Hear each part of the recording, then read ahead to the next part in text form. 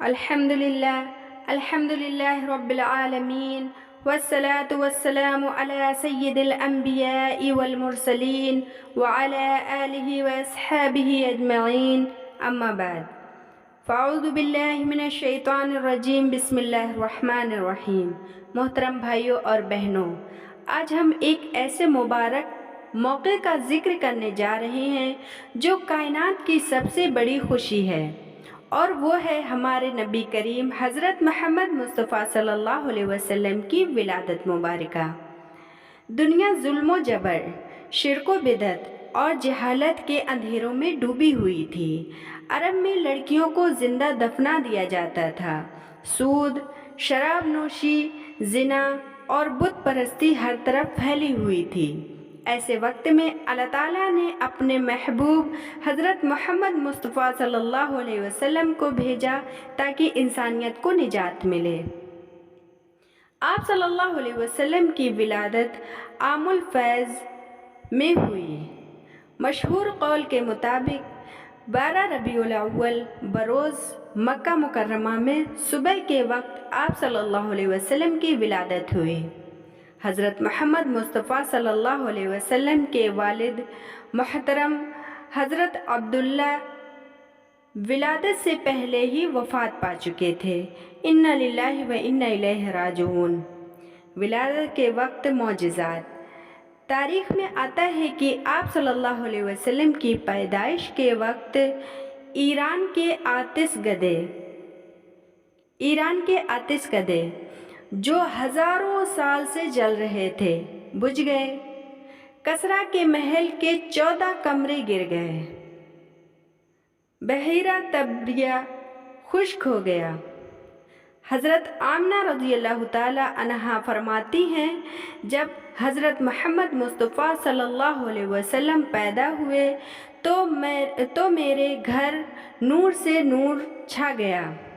کیا ہو گیا؟ جب آپ صلی اللہ علیہ وسلم پیدا ہوئے تو آمنہ رضی اللہ تعالی عنہا فرماتی ہیں، جو کہ ان کی والدہ ہیں، کہ میرے گھر میں نور ہی نور چھا گیا اور میں نے شام کے محلات تک دیکھے۔ آپ صلی اللہ علیہ وسلم کے بچپن کے واقعات۔ بچپن کے ان کے کچھ واقعات تھے، ان میں سے چند واقعات میں پیش کرتی ہوں۔ والدہ کا سایہ بھی 6 سال کی عمر میں اٹھ گیا۔ انا للہ و انا الیہ راجعون۔ دادا عبد المطلب نے کفالت کی، پھر 8 سال کی عمر میں دادا کا انتقال ہو گیا۔ اس کے بعد چچا ابو طالب نے کفالت کی۔ نبی صلی اللہ علیہ وسلم کی آمد کی بشارتیں۔ قرآن مجید میں آتا ہے، اللہ تعالیٰ فرماتے ہیں، وَمَا أَرْسَلْنَاكَ إِلَّا رَحْمَةً لِّلْعَالَمِينَ، یعنی اے نبی، ہم نے آپ کو نہیں بھیجا مگر تمام جہانوں کے لیے رحمت بنا کر۔ حضرت عیسیٰ علیہ السلام نے بھی آپ صلی اللہ علیہ وسلم کی آمد کی خوشخبری سنائی۔ آپ صلی اللہ علیہ وسلم کی ولادت سے انسانیت کو کیا ملا؟ اب یہ سوال اٹھتا ہے کہ آپ صلی اللہ علیہ وسلم کی ولادت سے انسانیت کو کیا ملا؟ تو سب سے پہلی چیز ہے شرک کے اندھیروں میں توحید کی روشنی آئی۔ کیا ہوا؟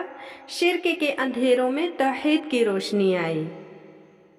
عورتوں کو ذلت سے نکال کر عزت ملی، غلاموں کو آزادی ملی، عدل و انصاف کا نظام قائم ہوا، دنیا کو صحیح رہنمائی ملی۔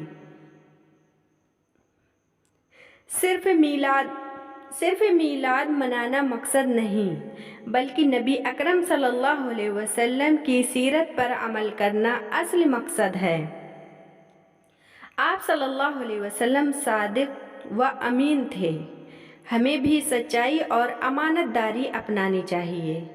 آپ صلی اللہ علیہ وسلم نے صلہ رحمی، حسن اخلاق اور عدل و انصاف کا حکم دیا۔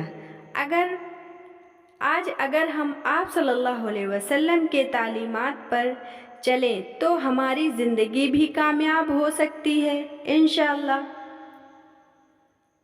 آخر میں یہ پیغام کہ نبی اکرم صلی اللہ علیہ وسلم کی ولادت کا حق صرف چراغاں کرنے سے ادا نہیں ہوتا، کیا ہے؟ چراغاں کرنے سے نہیں ادا ہوتا حق۔ آپ صلی اللہ علیہ وسلم کی سنت کو زندہ کرنے سے ہوتا ہے۔ کیا ہوتا ہے؟ آپ صلی اللہ علیہ وسلم کی سنت کو زندہ کرنے سے حق ادا ہوتا ہے۔ اللہ تعالیٰ ہمیں نبی اکرم صلی اللہ علیہ وسلم کی سچی محبت نصیب فرمائے، ان کی سیرت پر عمل کرنے اور سنتوں پر چلنے کی توفیق عطا فرمائے اور روز قیامت میں شفاعت نصیب فرمائے۔ آمین۔ وآخر دعوانا ان الحمد للہ رب العالمین۔ السلام علیکم ورحمۃ اللہ وبرکاتہ۔ اگر میری یہ ویڈیو آپ لوگوں کو پسند آئی ہو تو میری اس ویڈیو کو زیادہ سے زیادہ شیئر کریں اور لائک کریں، چینل کو سبسکرائب کریں۔ جزاک اللہ خیراً کثیرا۔